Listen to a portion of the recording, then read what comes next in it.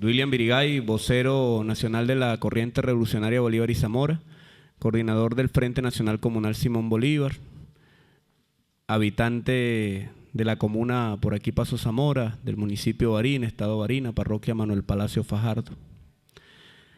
Bueno, dar las gracias a los organizadores de este evento por la invitación a nuestro movimiento social para venir a hablar sobre las herramientas prácticas que nosotros hemos desarrollado en el tema productivo, en función de combatir la guerra económica. Siempre es importante empezar diciendo que esto que estamos haciendo aquí, hoy, este foro con presencia de compañeros de México, yo pido un fuerte aplauso de apoyo a los compañeros de México para que aparezcan vivos los estudiantes.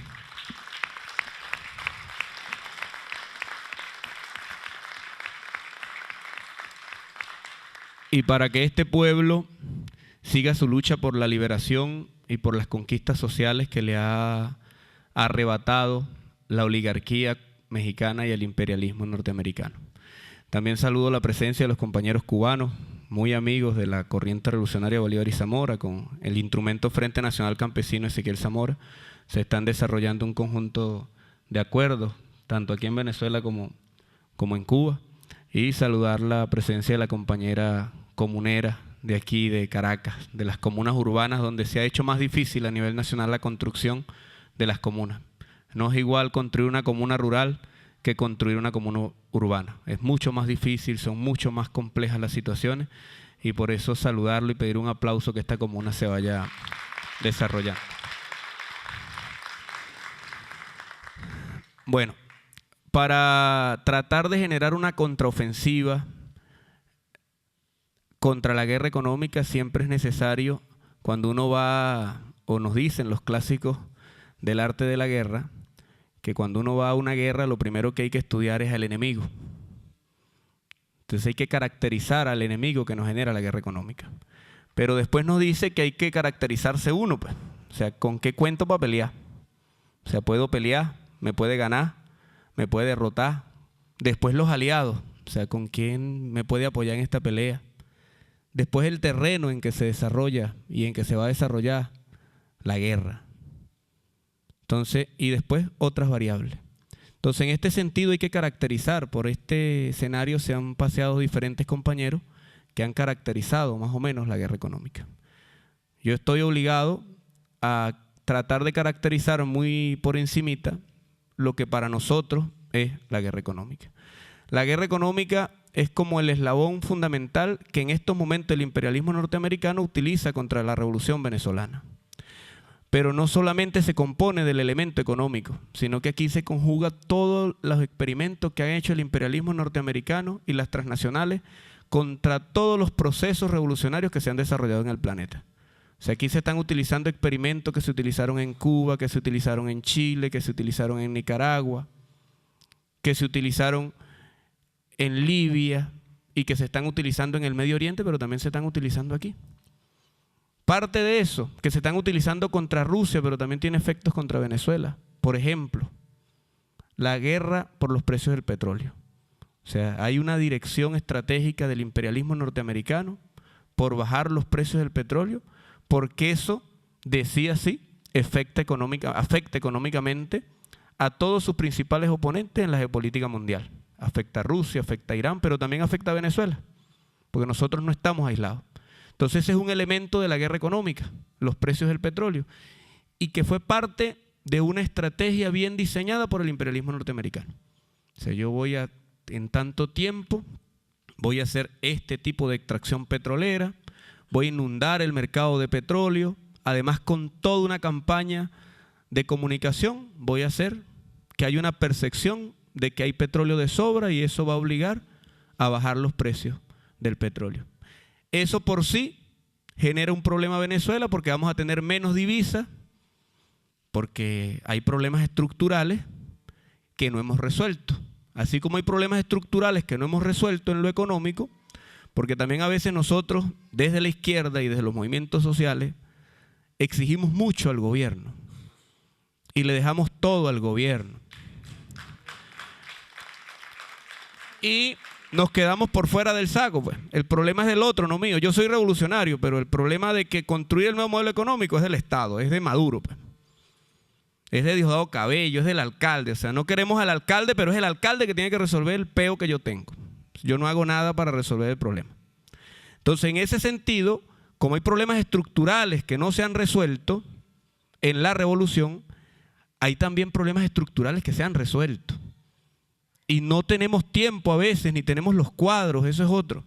A veces hacemos la crítica de las perspectivas que Nicolás Maduro hoy, Hugo Chávez ayer, debería tener unos 5.000 cuadros en la luna, lejos del capitalismo, lejos de la cultura deca y copellana, lejos de todo proceso que no se contaminaron para conducir la revolución. O sea, entonces eso es, creo que un poco irresponsable verlo así. O sea, nosotros tenemos, compañeros, en esta sociedad venezolana, en una economía rentista y petrolera, el capitalismo está en los genes. El individualismo está en los genes. Entonces no le pidamos a los demás lo que nosotros no estamos dispuestos a dar. Entonces, en ese sentido, la revolución venezolana, hay que decir lo que aquí se ha hecho. Mire, compañero, cuando Chávez llegó, aquí había un montón de analfabetas, hoy no existen. Cuando Chávez llegó, aquí había un montón de personas que comían perrarina, hoy no comen. Hoy comen carne, comen pollo, comen pescado, comen filet de merluza, así como lo decía la compañera. Comen dorado. Es más, comen caviar. ¿Sí? Comen. La clase media antes comía carne, no podía comer caviar. Hoy en cualquier casa de clase media comen caviar como si fuera algo normal. Entonces, en ese sentido, hay un enorme avance por saldar la deuda social que aquí se adquirió. Eso no se puede desconocer. O sea, como no se puede desconocer eso, está la misión Robinson. ¿Cuántas personas graduadas en la misión Sucre hay en nuestro país? Que hoy son ingenieros, que hoy son profesores, que hoy son abogados. O sea, ¿cuántas? Y el comandante Chávez iba haciendo cosas. Y obviamente no le alcanzó el tiempo. Él pedía tiempo. Pedía salud cuando se enfermó, para poder ir concretando los esfuerzos. Y bueno, dejó hecho lo que hecho está y dejó pendiente un montón de cosas por hacer. Lo primero que dejó pendiente era garantizar el gobierno en manos de la revolución. Y eso le tocaba asumirlo al presidente Maduro. Eso ya es una gran victoria de este proceso y de este pueblo.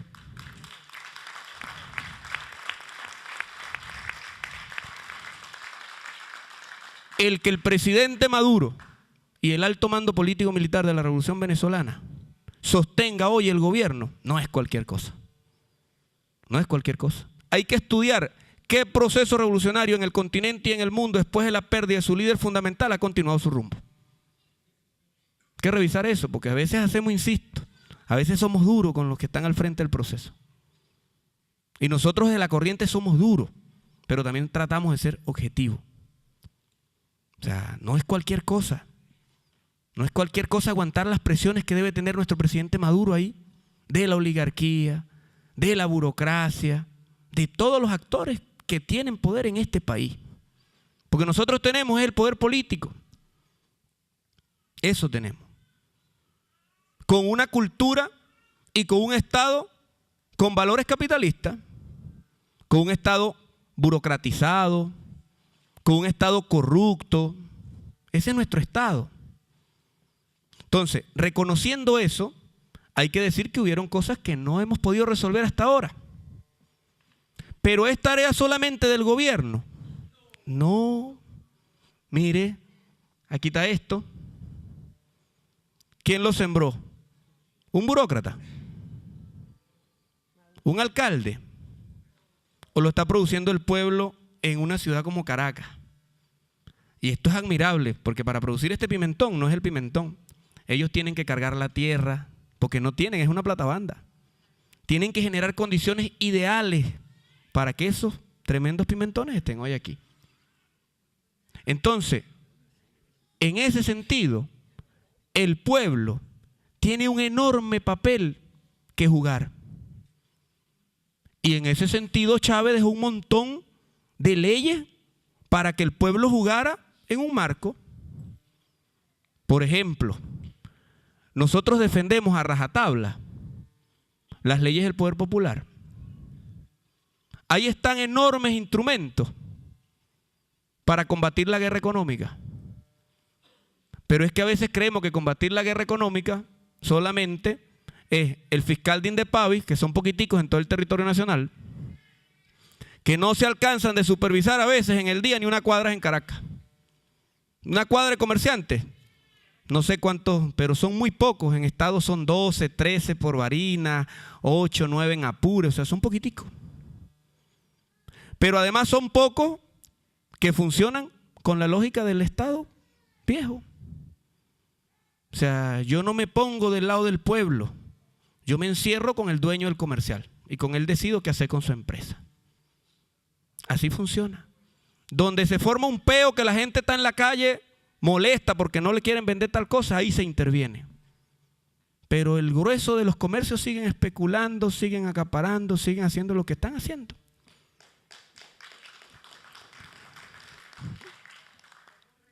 Entonces, desde nuestra experiencia, ¿qué hemos hecho nosotros? Nosotros como organización, en el 2005 el comandante Chávez empezó a hablar de los consejos comunales y automáticamente empezó a hablar de la comuna. Nosotros antes de esos años solamente existíamos como Frente Nacional Campesino Ezequiel Zamora y dimos una ardua lucha por la tierra venezolana, por la redistribución de la tierra en este país. Y ahí tenemos también nuestros mártires.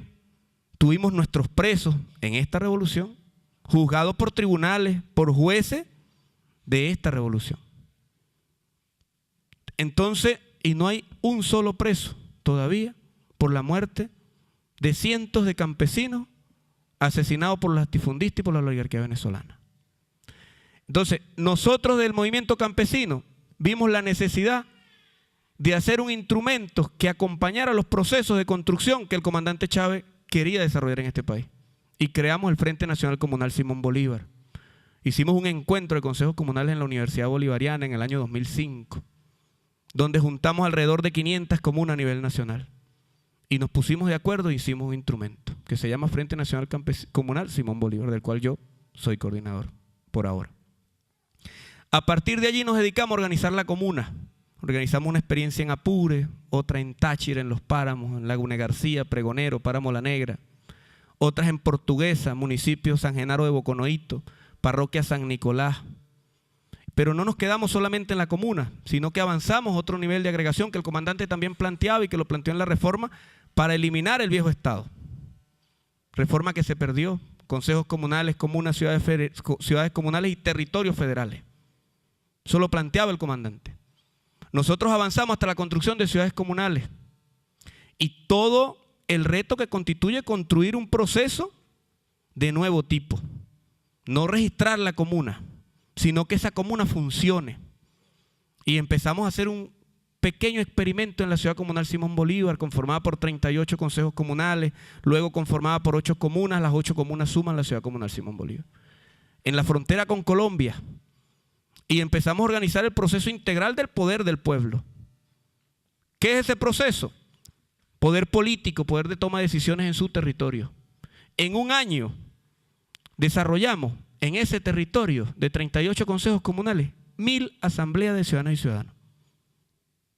1000, eso está sistematizado, con asistencia, con los niveles de participación al principio del 10%. Y se terminó en el proceso con una participación del 80% del total de los habitantes del territorio.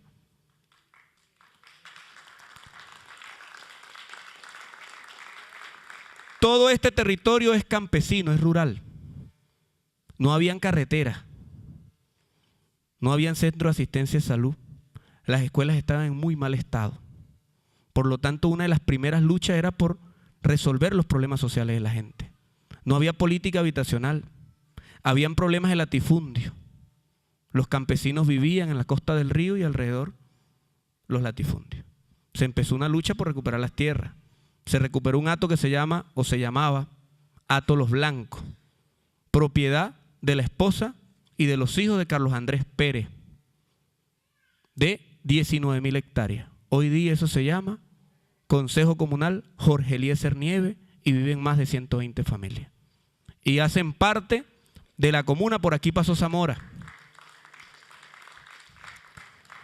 Habían problemas de vialidad y se planteó no pedirle al Estado que nos hiciese las carreteras.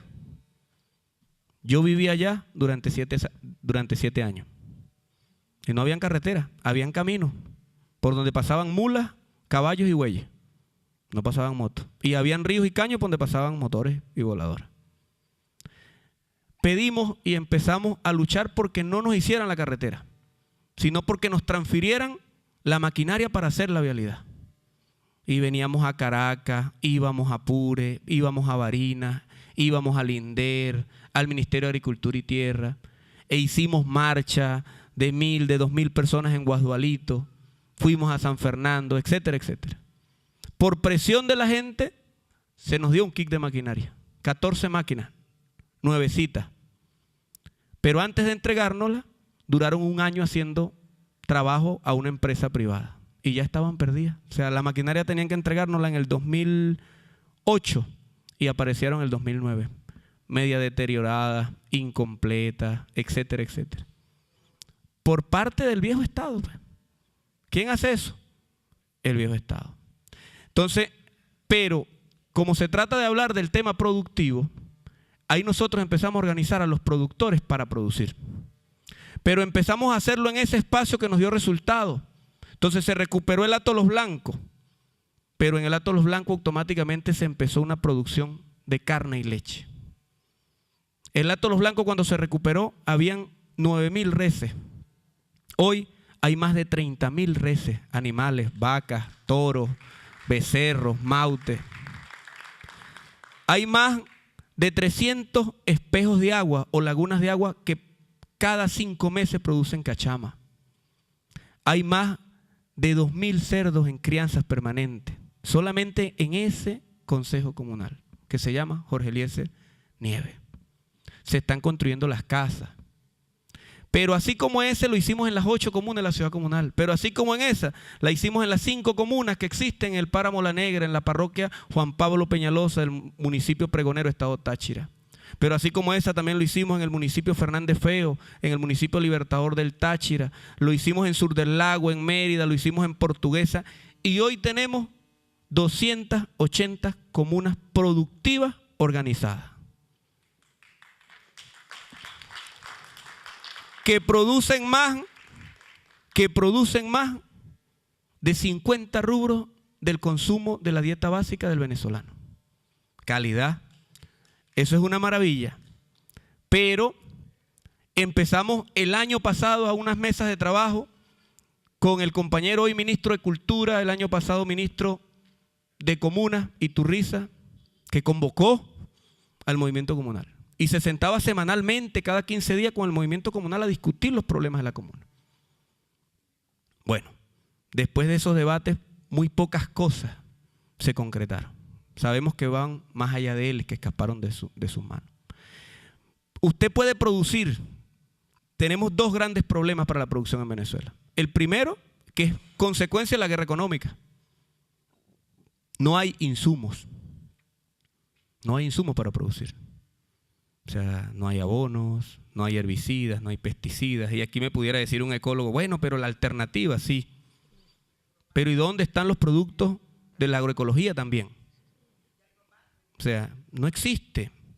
Agropatria existe en las oficinas del Ministerio de Agricultura y Tierra y existe en la propaganda que tiene.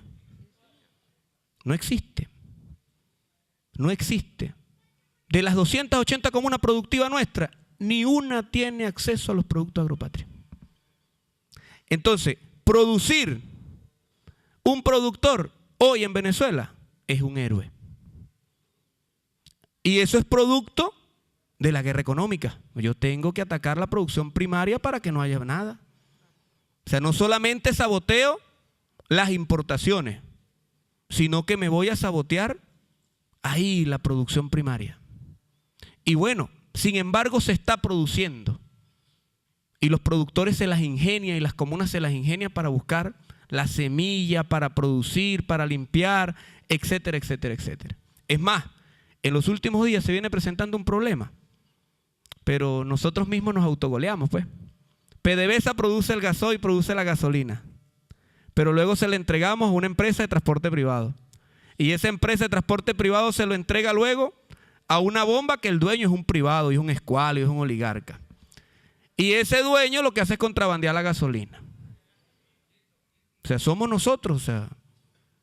¿Y en manos de quién está tomar la decisión para que esa bomba no sea más de ese privado? Nosotros tenemos 3 años pidiendo la transferencia en el municipio Páez del estado Apure, en el municipio Andrés Eloy Blanco. 42 comunas están pidiendo la transferencia de 3 estaciones de servicio. Y creo que es más fácil ir a la luna que le transfieran esas bombas de servicio a la comuna. O sea, es complicado. Y tú vas y ¿quién es el ministro? Tal, la PDVSA es roja, rojita. No, el ministro es rojo, rojito. Pero de ahí para abajo la secretaria, el otro, el supervisor, etcétera, etcétera. Es más que ADECO, son parte de la contrarrevolución venezolana. Porque sabotean desde adentro nuestro proceso revolucionario. Son quinta columna.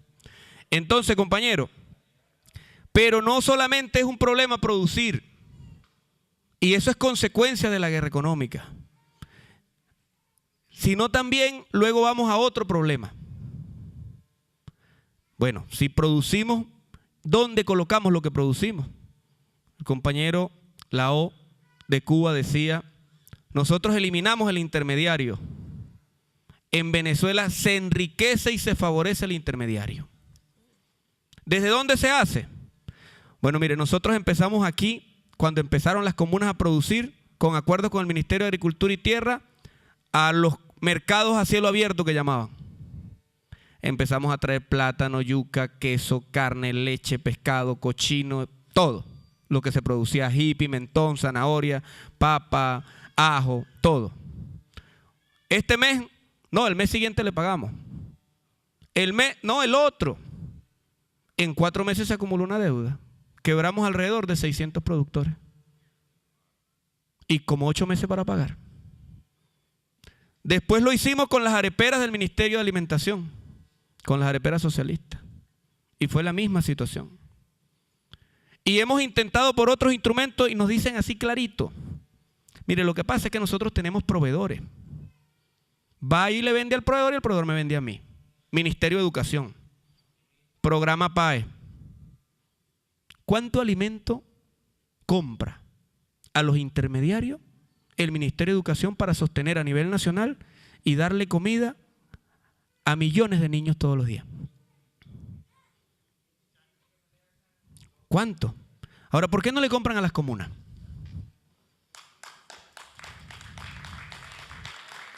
O sea, es sencillo, pues. Esa es una decisión de oficina y de firma.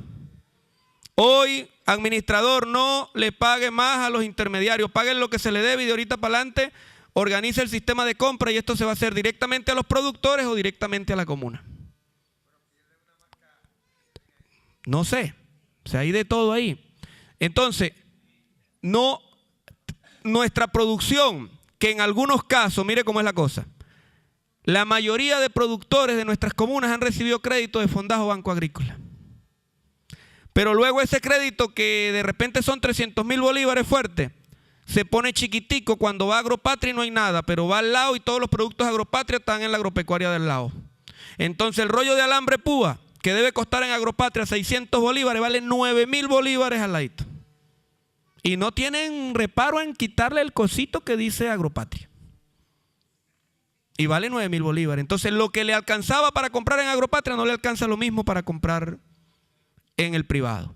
Pero además, lo que produce con el financiamiento del Estado, mire para que vea cómo la oligarquía y la guerra económica se va apropiando de todo, ganan por todos lados. Me apropio de lo que el Estado subsidia a los productores porque se lo saco a Agropatria y lo vendo caro. Y el productor le alcanza menos el recurso. Pero luego el productor produce por encima de todas las dificultades y vengo como intermediario y le compro barato y vengo a Caracas y le vendo el kilo de pimentón que compré en 30 bolívares en 200 bolos. Calidad, ¿verdad? Eso lo están haciendo con todo, lo están haciendo con la leche, con el queso, con los plátanos, con la yuca, con todas las cosas. Con todo está sucediendo. Con todo. Ahora, ¿por qué? ¿Cuántas flotas de transporte tienen nuestras comunas para colocar los productos? Desde el 2005 hasta hoy han pasado 10 años. Y hemos pedido y hemos solicitado proyectos por todos lados. Y nosotros como facilitadores de esos procesos de construcción comunal hemos conseguido con las comunas 8 vehículos. Que el más grande tiene una capacidad de carga de 5 toneladas.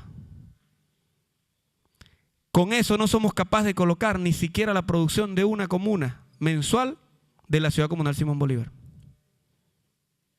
¿Sí? Que es el segundo territorio de producción de plátano de Venezuela y el primero en yuca, la ciudad comunal Simón Bolívar.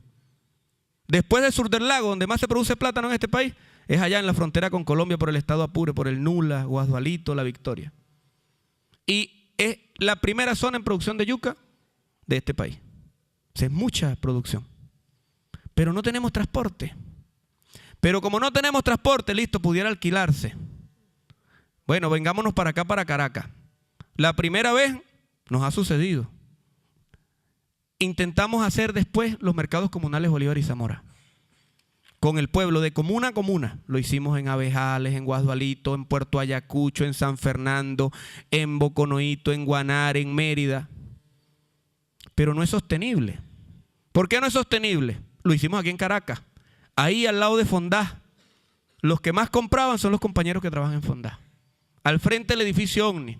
Hicimos 11 mercados. Todos los viernes. Pero mire, la guardia te extorsiona en todas las alcabalas. Viene la producción de la frontera y preguntaban, Epi, ¿por qué va para Caracas y por qué no va hacia la frontera? Sí, en serio. Te paran, no, pero ¿por qué tú vas para Caracas con ese producto? O sea, es un fenómeno, sí. O sea, es anormal que la producción venga allá para acá. Lo normal es que de aquí para allá vaya. En las alcabalas, eso es normal, ojo. Es normal. Ah, bueno, no, mira, pero tienes este problema. Tienes 1 kilo de sobrecarga. No anda. Mira, la placa está así rodada un poquito, no debe ir así. Mira, chofer, lo que pasa, a ti te hicieron, ya va, pero estos papeles son tuyos. Sí, son míos, pero es que no parece el de la foto. 2 horas en Calcabala. Vienen cosas que son perecederas. Fresas, cambures. Hay productos que son muy delicados. Bueno, toda esa odisea. Llegabas aquí a Caracas, la policía municipal, epa, ¿por qué estás ahí? Aquí no puedes vender, chico. Mira, pero allá está aquel feriero y está vendiendo, pero tú no. Tienes que retirarte. Bueno, pero mira, bueno, dame para el fresco si te quieres quedar ahí. Todo eso, nosotros con nuestro gobierno. Y el funcionario de una alcaldía que es nuestra. Y eso en todo el país, eso no solamente en Caracas. Bueno, fue insostenible sostener los mercados comunales Bolívar y Zamora, que lo estábamos haciendo con 20 comunas como experimento. Fue complicado seguirlos haciendo. Ahorita estamos en un proceso de comercializar y vender de la comuna Juan Pablo Peñalosa y la ciudad comunal Simón Bolívar, sostener todo el programa de alimentos de la gobernación del estado Cojedes, que es una buena decisión, nosotros saludamos, hay que aplaudirla. Ellos quitaron los intermediarios del PAE, la gobernación de Cojedes creó una corporación que se llama Alimentos Cojedes y Alimentos Cojedes le compra a las comunas del país y le surte a las escuelas. Eso hay que aplaudirlo. Desde nuestras comunas estamos abasteciendo todo el programa Alimento Escolar PAE en el estado Cojedes. Qué interesante fuese que ese esfuerzo se tomara como ejemplo y se hiciera en todo el territorio nacional. Sería una maravilla. Pero bueno, falta voluntad política y nosotros pedimos que haya mayor voluntad política para afrontar esos problemas. Entonces, esos son parte de nuestras experiencias. Ahora, ¿cuántos minutos me quedan? Listo. 5. Entonces, bueno, compañeros, nosotros, por ejemplo, en el tema más estructurado de la guerra financiera, y vuelvo con el tema de los autogoles. Mire, el año antepasado, 2013, Banesco anunció con bombos y platillos. Banesco es un banco venezolano. Sí, calidad y enemigo de la revolución. Pero escuchen esto, enemigo nuestro, pero nosotros le damos las armas. Anunció que iba a invertir nada más y nada menos que $1.000 millones en España. ¿De dónde lo sacó? De Venezuela. ¿Y cuál es uno de los principales problemas de nuestra economía en estos momentos? La falta de dólares. Ahora, ¿qué control hay para que este señor libremente venga, saque los reales y me los lleve para allá? ¿Cuánto impuesto le cobró el Estado venezolano por eso? Pero también lo está haciendo BOD en este momento. Y también lo está haciendo BNC en Panamá. Porque no hay control. O el control que hay no es suficiente.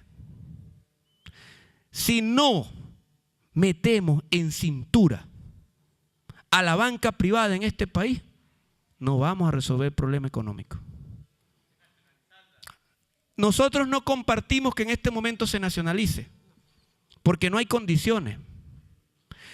Lo que planteamos es que se meta en cintura la banca privada. Por ejemplo, listo, llévate los $1.000 millones, pero te voy a cobrar el 40% por sacar esos reales de este país. ¿Así? Si no, compañeros, los bancos van a seguir sacando su plata y nos van a seguir dejando sin dólares. Ahora, ¿qué dólares son esos? ¿Cuánto le costó a Banesco producir esos dólares? Nada, son los dólares de todos los venezolanos que se produce a través de la renta petrolera, porque ellos no producen nada, ellos solo lo que producen es miseria. ¿Por qué producen miseria? Bueno, ¿cómo dejaron este país antes del 98? Lleno de miseria. Las oligarquías en los países del mundo producen una sola cosa: miseria. Producen pueblo con hambre, pueblo analfabeta, pueblo sin tierra, pueblo sin casa. Eso producen las oligarquías en cualquier parte del mundo. Entonces, nosotros planteamos que hay que hacer los controles necesarios y la estructura legal necesaria para meter en cintura a los bancos de este país. Porque, mire, o sea, un ejemplo. Mi esposa trabaja en la casa. Me da los reales a mí para que yo haga mercado, pero yo le digo a mis hijos que no me los dio porque me los tomé en cerveza. Eso hacen los bancos. El Estado venezolano produce los dólares. Se los da a la banca privada para que los administre, para que sea intermediaria, para que entre comillas se los dé a quien los solicite para el desarrollo de la economía nacional. Samuro cuidando carne. Se los roban. Pero además, en toda la época, compañeros, del control de cambio, se han fugado de Venezuela $180.000 millones. ¿Por dónde se fugan? Bueno, los administran ¿quiénes? Nuestros enemigos. El Estado los produce, pero luego lo coloca en la banca privada. Entonces, en este sentido, nosotros proponemos que toda la intermediación financiera en materia del dólar y de moneda extranjera se maneje solo por la banca pública. Sacarlo ellos del juego. Eso se llama, si yo estoy en un conflicto y desde una colina me están disparando y me hacen mucho daño, ¿qué tengo que hacer yo? Tómame la colina, más nada. Tomémonos la colina de la intermediación financiera. ¿A través de quién? Del gobierno y del Estado. Tenemos Bicentenario, Venezuela, Industrial, varios bancos. El Banco del Pueblo, el Banco del Tesoro. Con esos bancos manejemos la intermediación financiera y se resolvió el problema. Por otro lado, compañero, nosotros creemos que hay que tomarle otra colina. Ay, nosotros somos una maravilla. Usted importa, pero no importa. Y si importa, acapara. Y si distribuye, contrabandea. Pero ya va, esos permisos de importación, ¿quién los da? Los damos nosotros. Bueno, listo, desplacémoslos también, tomémosle esa otra colina. Tú no vas a importar más, va a importar el Estado y van a importar las comunas y todo lo que tenga que ver y garantice un buen desenvolvimiento de la economía venezolana. Listo y ya. Dos colinas que tenemos que tomarle. O sea, no dejarlo, listo, va a importar un privado, pero ya vamos a firmar una fianza, vamos a firmar unas garantías, yo no te puedo dar los dólares así como que, bueno, y ya, y no pasó nada. Segunda medida que proponemos. La tercera medida es que nos tomemos, que la tercera colina es tomar el control de las grandes mayoristas, por lo menos de los productos básicos. Ya va. ¿De dónde viene el saboteo? Primero, la finanza, los bancos. Segundo, las importaciones. Hay que desplazarlo de ahí. Tercero, de los grandes mayoristas. Pero bueno, vamos y supervisamos al bodeguero, al chino, al otro y al otro y al otro. No. Empezamos hace un mes a hacer la supervisión donde había que hacerla. Y empezaron a aparecer algunos productos. Ahora, no basta con la supervisión. Tomemos el control de las grandes distribuidoras de los productos básicos en este país y se acabará el desabastecimiento y ya. O sea, sencillito. Son esas tres cosas en materia económica que nosotros planteamos. Ahora, no solamente falta transformar el tema económico, también hace falta hacer una transformación política. Porque ¿quién les da permiso a todos esos carajos para que se den los dólares? Los funcionarios nuestros. Entonces, así como este Estado que está en control de la revolución o que la revolución tiene bajo su control, sirvió para las misiones o no sirvió para las misiones, porque si fuera a servir el Ministerio de Educación no se generan las misiones, no se crean las misiones. No se pudo hacer ni impulsar el programa de alfabetización por la estructura formal del Ministerio de Educación. Tuvo que quitarle, hacerle el quite, pues, como se llama, para que eso funcionara. Entonces, este Estado corrupto, ineficiente, que nos heredó la Cuarta República, nos dio hasta lo que tenemos hoy. Pero si queremos seguir avanzando, no nos da. Porque toda medida que anuncia Maduro se la come el burocratismo dentro de las instituciones. Todo. Todo. La guerra económica no va a ser contundente ni le va a causar una derrota estructural a la oligarquía venezolana hasta que no se transforme el Estado. Eso se viene haciendo. Se viene haciendo. ¿Por dónde? Las leyes del Poder Popular, los consejos comunales, aquí está. La comuna, miren, la producción en un techo. Lo que hay es que retomar eso, relanzarlo y reimpulsarlo, y que vaya emergiendo el nuevo Estado. En ese sentido, para terminar, nosotros proponemos un conjunto de medidas o de acciones que son las siguientes. 1. Acelerar el proceso de asignación de divisas para que las comunas puedan importar bienes y servicios y acelerar la construcción del sistema económico comunal. O sea, tiene que empezar a nacer un sistema económico desde la base. ¿Y cuál es la base? La comuna. Pero para eso la comuna tiene que tener estructuralmente las condiciones económicas. Desde importar, tener cadenas productivas, entrelazar producción, etcétera, etcétera, etcétera.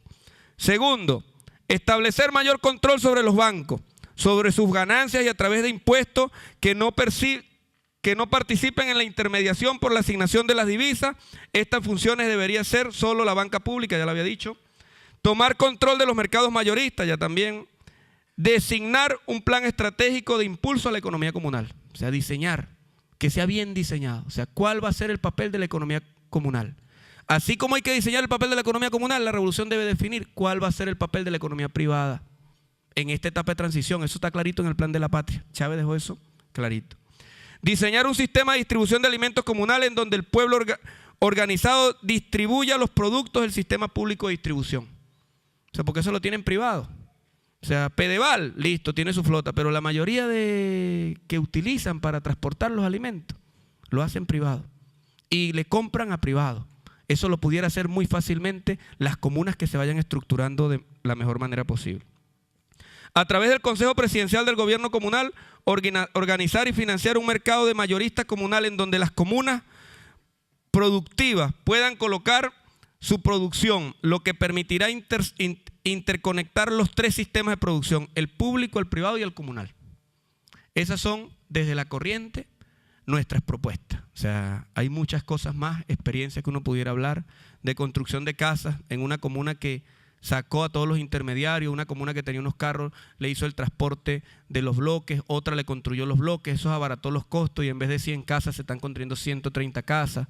Hay un montón de experiencias de la economía comunal que no es visibilizada O sea, se visibiliza mucho una conversación entre el gobierno y las grandes instituciones que representan la oligarquía, pero se visibiliza muy poco lo que el pueblo, como los compañeros de la comuna Hugo Chávez, están haciendo en este país. O sea, hay que visibilizarlo, no pedírselo al gobierno, sino a partir de nosotros mismos empezar a hacer grandes cosas. En lo concreto, el mes de febrero, los primeros días de febrero, vamos a retomar, corrigiendo todas las fallas que tuvimos en los mercados comunales Bolívar y Zamora.